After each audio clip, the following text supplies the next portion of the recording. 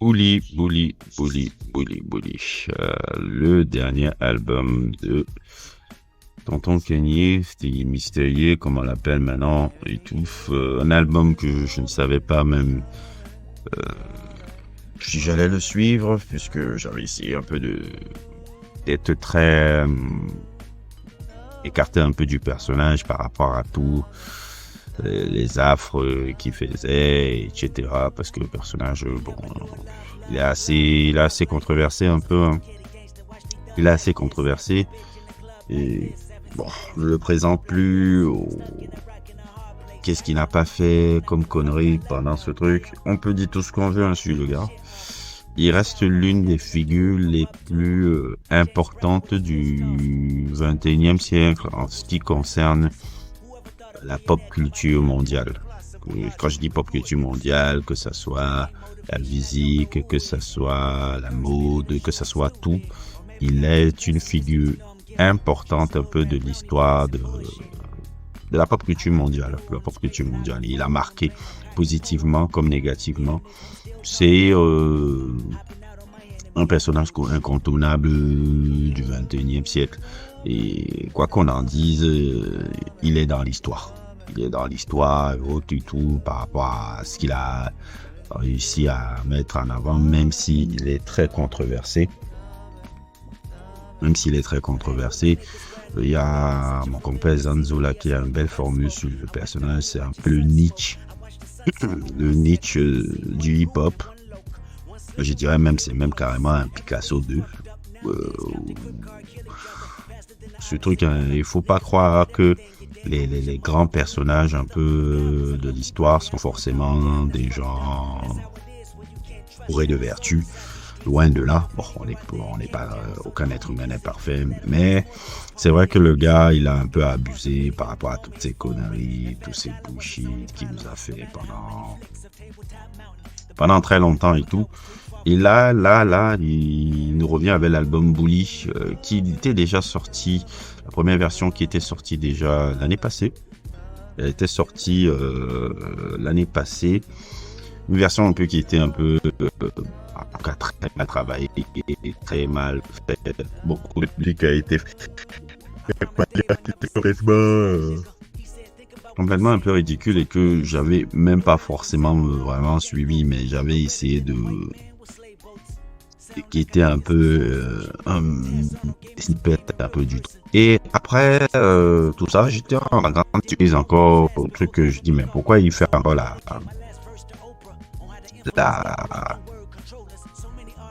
on appelle ça la sortie un peu de cet album-là, la ressortie de cet album-là, parce qu'apparemment il a encore retravaillé et j'étais un peu comme ça, un peu en train de me dire bon, c'est quoi ce truc-là encore qu'il est en train de refaire là. Et dans ma grande surprise, j'ai dit il va encore le ressortir et tout. J'ai dit bon, dans le truc et tout. Et puis il y a mon petit frère qui était en train de littéralement me dire partager un peu la musique en disant waouh, ça fait longtemps que j'ai pas écouté Kanye West comme ça, et je me suis dit mon petit frère qui parle bien de Kanye West en ce moment et tout, je fais confiance à mon petit frère. L'avez vu généralement faire des comment on appelle ça, vous l'avez vu généralement faire des reviews que j'ai vu un peu, que j'ai mis un peu sur la chaîne un peu, notamment celle du Doc Gynéco, notamment sur beaucoup de gars que vous voyez souvent qui sortaient souvent les dimanches. Je vais retaper même encore une certaine interview qu'on a fait encore avant. Si lui le dit, moi je vais quand même prendre en considération là. Et l'album est là, il est ressorti un peu tout, et tout ce que je peux dire c'est c'est son projet le plus intéressant depuis The Life of Pablo. C'est-à-dire que le Bully là, il est très bien.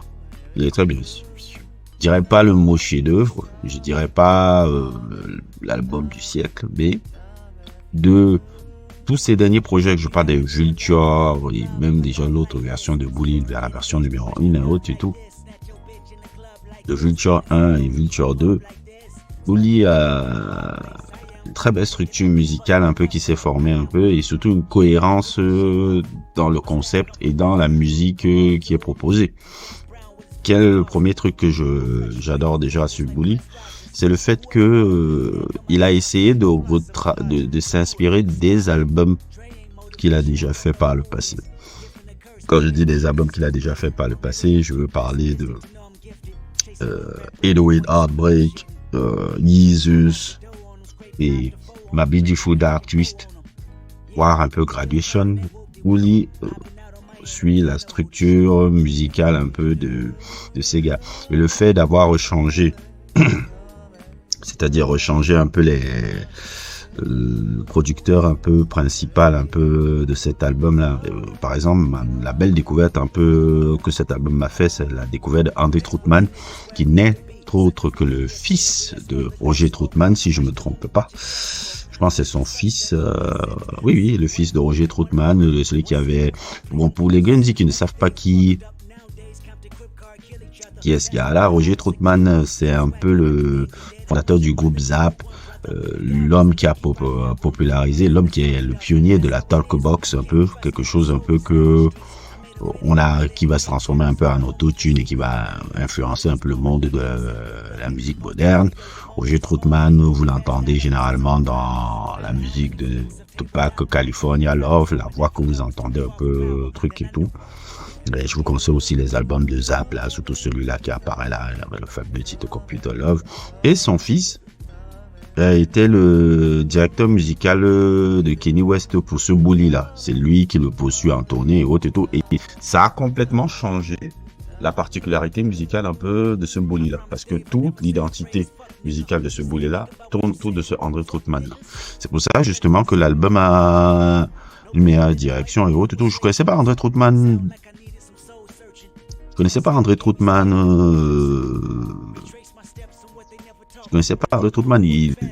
André Troutman, avant cet album-là, il a littéralement participé à 1, 2, 3, 4, 5, 6, 7, 8, 10, 11 morceaux. 11 morceaux où il a été producteur, il a écrit, il a coproduit un peu 11 morceaux avec Kanye West et autres et tout. C'est vraiment l'identité musicale du gars-là qui a fait que le ton musical de Bully est redevenu intéressant par rapport à ce que Dolla $ign faisait avec Vulture un peu et autres et tout. Et je pense aussi que Kanye West est revenu aussi à une certaine forme d'humilité en studio qu'il n'avait plus. C'est ça là, parce que il y a deux Kanye West. Kanye West arrogant comme vous voyez là et autres et tout, mais généralement un studio c'est quelqu'un qui est très humble et ouvert à la collaboration de tout producteur qui lui propose quelque chose. Là, je voyais des années, quand je regardais les sessions studio qu'il avait, je disais, oh, c'est plus pareil. Il parle et il n'écoute plus les suggestions un peu de ces personnes ou quelque chose que c'est. Et je pense aussi les autres, ils sont des bénis. Je pense qu'avec André Troutman, ça s'est passé autrement. Je pense qu'avec André Troutman, ça s'est passé autrement et qu'il a beaucoup suivi ses suggestions et tout, et qu'il est réentré dans le truc. Quand je vois encore la musique Fader, par exemple, ce que j'ai beaucoup aimé, c'est qu'il est revenu retravailler avec Travis Scott, qui, il n'y a même pas de un an, on le voyait soi-disant fâché ou quelque chose comme ça. Et Travis Scott, quand tu écoutes un peu Fader et autres et tout, ça reprend un peu la même stylistique un peu que I.Am God, le minimaliste que I.Am God un peu, comme il le dit un peu dans cette interview-là. Oui, l'influence de Jesus est là, l'influence de ses anciens 808 Heartbreak avec All the Love qui ressemble à un son de 808 Heartbreak. Can't Wait. Bref, c'est un album cohérent. Les thèmes, c'est tout ça, le thème un peu de tout ce qui lui est arrivé ces temps-ci, sa relation avec Kim Kardashian, par rapport à la célébrité. On va dire aussi, c'est aussi, comment on appelle ça toujours, le truc de sa mère avec la chanson Maman Favorite. Voilà, Kanye West propose vraiment un projet que je trouve très intéressant, hein.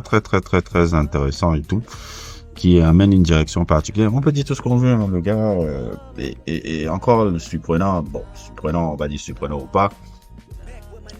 Le truc a eu énormément de succès. La sortie a eu énormément de succès. Il a battu des records un peu de trucs sur Spotify. C'est ce qu'il fait dans ces conneries-là.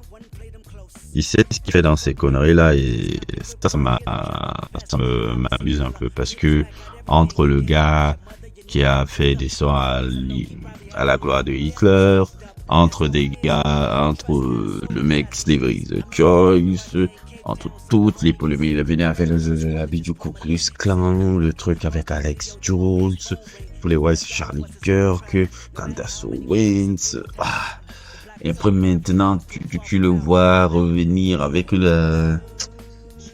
comment, je sais pas encore comment on appelle les gars qui sont un peu dans le truc juif là, avec les rabbins, truc pour se pardonner. Après il dit que oui, pardonnez-moi aussi la communauté noire. Il revient dans le succès. Donc le gars, en fait, il a compris que tout ça, j'oubliais même le truc où il a amené sa femme à poil au Grammy. En fait, tout ça, il prend pour de la blague, en fait. Il a pris pour de la blague, et autre du tout. Et quelque part, ça lui réussit. Malgré tout, il est littéralement un cancela. Ça lui réussit. Et il arrive toujours à avoir énormément de succès. Et je pense que c'est pour ça qu'il est une figure incontournable un peu de l'histoire de la pop culture du 21e siècle.